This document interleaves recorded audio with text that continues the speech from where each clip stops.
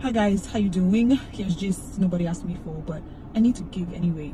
So recently, I've been thinking, and I mean, I write, I speak, and I know that there are different audiences, and you need to pander to people's sensitivities, give people context, know that people are from different backgrounds, exposures, and all of that.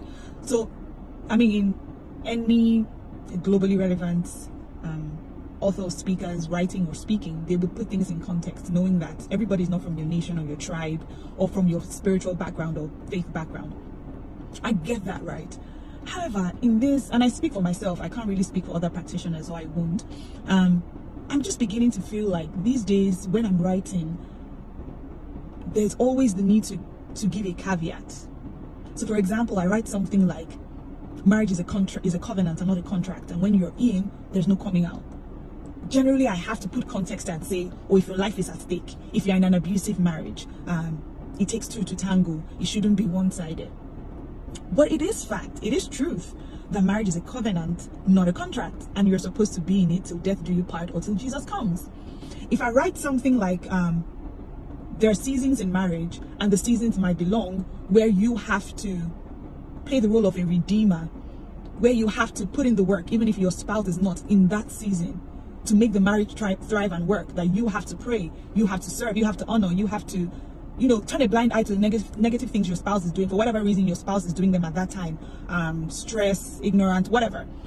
You always have to create that caveat that the spouse has to do, you have to match energies, and you can't be the only one doing it. But there are seasons like that in marriage, and if that is what Christ has done for us, because there are things Christ is still teaching you that have not changed. And he's patient with you, he's loving you, blessing you, enjoying the other aspects of the relationship. But when we say that concerning your marriage, even the marriages of believers, it becomes a problem. You must put that caveat. And while I get it because of where we are, I also feel like we've put this caveat so much that it's somewhere in the back of our minds. So when people are getting married now, they're getting married with caveats in their head. As long as my husband does this, as long as my wife does that. So in a relationship, ideally as believers, if for whatever reason infidelity occurs, ideally as believers, it might be hard, it will be hard for a lot of us. But it's not supposed to be the end of your marriage. And we're not supposed to think, hey, you're going to continue. That's not supposed to happen in a godly marriage. But the minute you say that, it's like, oh no, once, you don't know if he's bringing STDs to you, you don't know if she's bringing STDs to you, the broken trust, the Bible gives room for you to divorce when there is infidelity. I have not cheated on God. And so I think my main point is, while we try to put things in context and, understand that people have been through stuff and be sensitive to that, I don't want us to now be desensitized and have our spiritual truth so eroded because of what has happened in our generation or in past generations, that every time we're talking about marriage, we have to keep those caveats. Because when those caveats are there, they keep getting drained into our minds, where we're leaving room for them, and when they happen, we're out. So we no longer see that a marriage can be beautiful and whole. We no longer see that even if there are hard times in a marriage, we can still get through that. And I know all about mental health and all of that.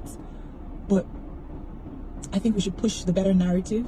We should speak the truth and the realities. And we should get married knowing what we are getting into and stick to it.